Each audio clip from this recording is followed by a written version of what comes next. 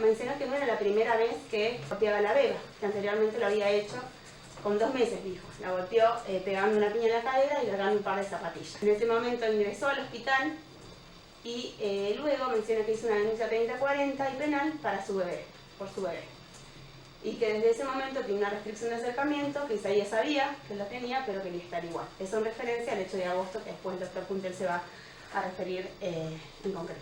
El médico de Neo y pediatra también del hospital Sati mencionó una consulta previa, mes de junio o julio, dijo, del año pasado, donde se había consultado en guardia, producto porque se había un golpe y en ese momento, dice, su padre le había pegado con una zapatilla. Entonces también menciona conocer los antecedentes de violencia que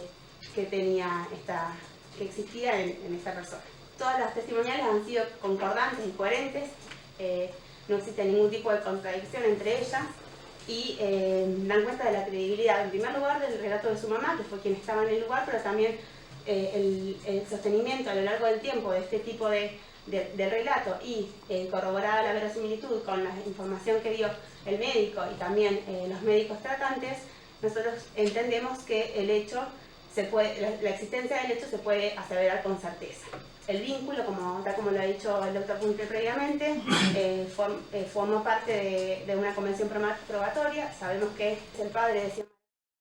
También nosotros entendemos probada el agravante que prevé el artículo 92 en función del artículo 80 inciso 1, que también se va a referir luego a la calificación legal. Creo que esta fue la primera muestra de que los impulsos y la intolerancia de Isaías resultaban seriamente perjudiciales para su hija, que tal como mencionó Puntel, nació con 6 meses y tenía aún más vulnerabilidad que una bebé nacida a término y sin ninguna complicación. No solamente los testimonios de los médicos y de la mamá de la bebé fueron concordantes y coherentes, sino que también escuchamos al subcomisario Tapia, que hace también muchos años que ejerce la función policial y hace varios que está a cargo de la comisaría de la familia, mencionó que entre los registros de la comisaría obraban diversas denuncias radicadas contra Isaías por causa de violencia familiar. Una de 2014 que no tiene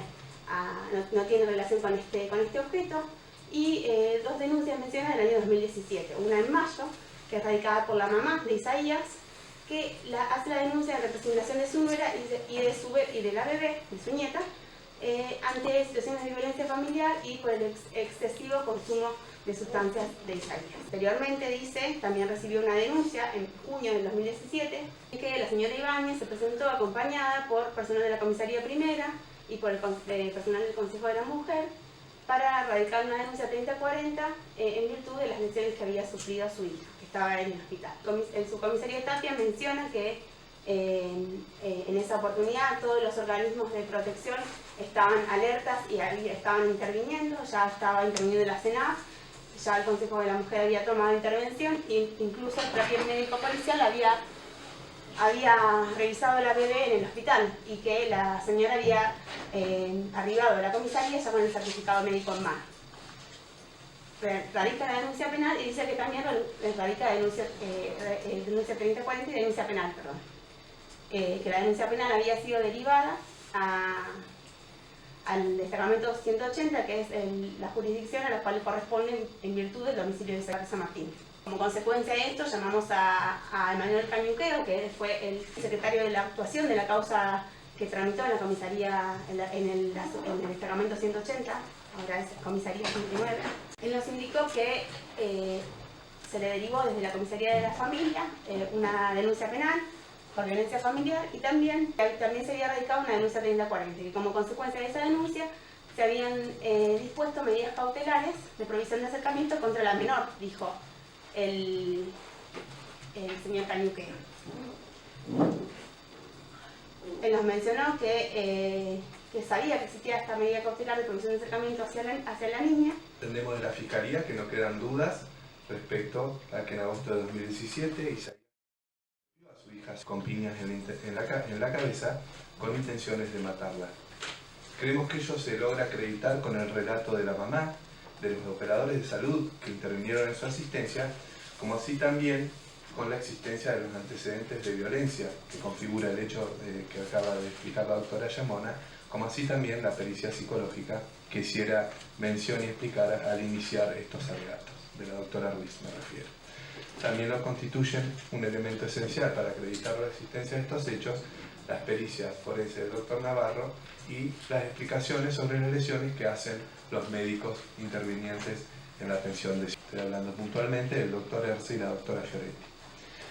Pero entrando al análisis particular de las testimoniales que pudimos escuchar, sí, creo que ha sido muy clara, creíble, en cuanto a la explicación del tiempo y lugar en que sucedió este segundo hecho en que Isa golpea a su hija. Explica que fue el día domingo 13 de agosto de 2017, explica con claridad que estaban en la cocina de esa vivienda, que estaban conviviendo. Ese domingo Isa regresa cerca de las 9 de la noche alcoholizado y enojado.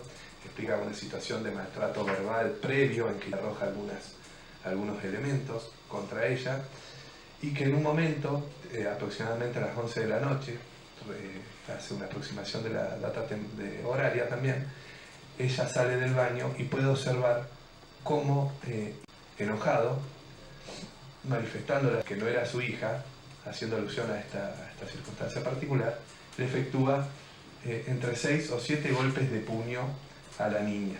En su declaración hace un ademán con su mano, explica cómo estaba la mano de ese puño cerrado, y eso le da también entidad y credibilidad a su explicación. También es clara explicar la preocupación posterior al hecho respecto a la conducta que le había desarrollado.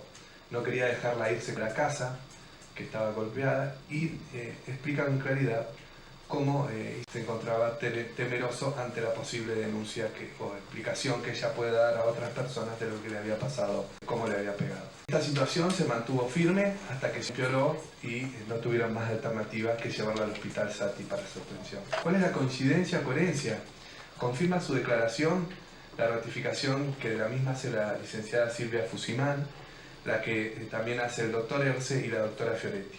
Todos ellos dan la misma explicación de los hechos respecto a lo que se contó en relación a lo que sí nos contó en este debate. Entonces, se mantiene coherente su versión a lo largo del tiempo, por sí y por terceros. Esto agrega credibilidad a la versión de lo que nos vino a explicar en este debate. La licenciada Fusimán fue muy detallista respecto a lo que se refirió desde un primer momento. Y ello se condice con lo que se explicó. Y esto habla de la coherencia de su relato, de la congruencia de sus manifestaciones y de la verosimilitud de su versión del hecho. En cuanto al conocimiento de la aptitud mortal de estos golpes, señores jueces, es en el momento en que decide pegar a su hija, luego de arduas discusiones violentas, explicando que dudaba de su paternidad, lo cual demostraba enojo para con la bebé, pudo comprender que esos golpes de puño representaban una entidad lesiva tal para con una bebé de 5 meses, que tengan presente que en realidad, y tal como nos explicaron los médicos, tenía la fisionomía de una bebé de 3 meses de edad, que por la fuerza utilizada y por el tipo de golpe que efectuó, eran aptos y tenían la entidad suficiente como para matarla. No podía desconocer que esas 6 trompadas en la cabeza de la bebé posiblemente la matarían. Y si su madre no intermediaba en la situación, seguramente le habría propinado más piñas hasta asegurar ese resultado. Respecto a la entidad de los padecimientos, ha sido contundente la explicación del doctor Erce, la doctora Fioretti y el doctor Navarro. Ellos han explicado la existencia de una hemorragia cerebral y de la existencia de peligro en la vida como consecuencia de esta lesión intracraniana. Esta versión también está ratificada por la testimonial que hace el vecino. Él nos explica el intento de coartada y claramente dice que fueron en su pedido de auxilio, reconoce que hizo con la bebé, pidiéndole que lo lleve al hospital.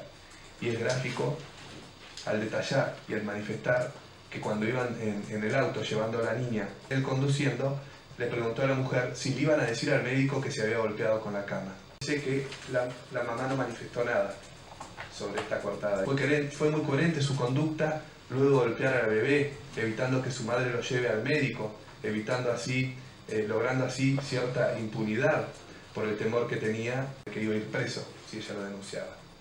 Entonces, esta coherencia en su desempeño también nos da a las claras la capacidad y entendimiento de lo que estaba haciendo en ese momento.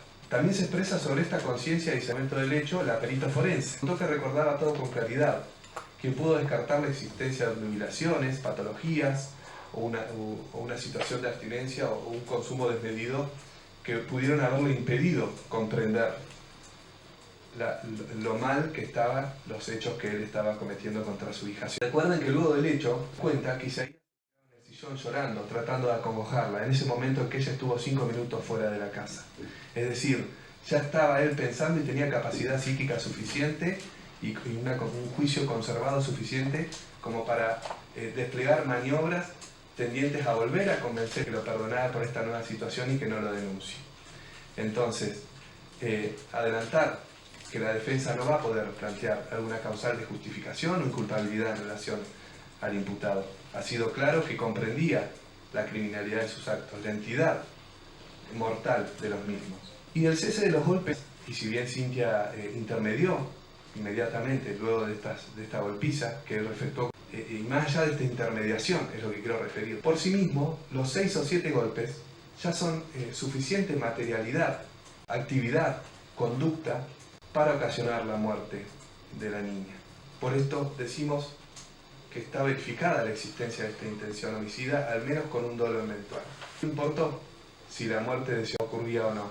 Él decidió continuar con los golpes, en al menos 6 o 7 ocasiones. Por eso entendemos, señores jueces, que los hechos denunciados y oportunamente acusados hayan perfecto encuadre jurídico en los delitos de homicidio agravado por el vínculo, en grado de tentativa, este es el hecho segundo, en concurso ideal con desobediencia judicial, que es el hecho tercero, y ellos en concurso real con lesiones leves agravadas por el vínculo, que es el hecho primero, siendo Isaías responsable a título de autor.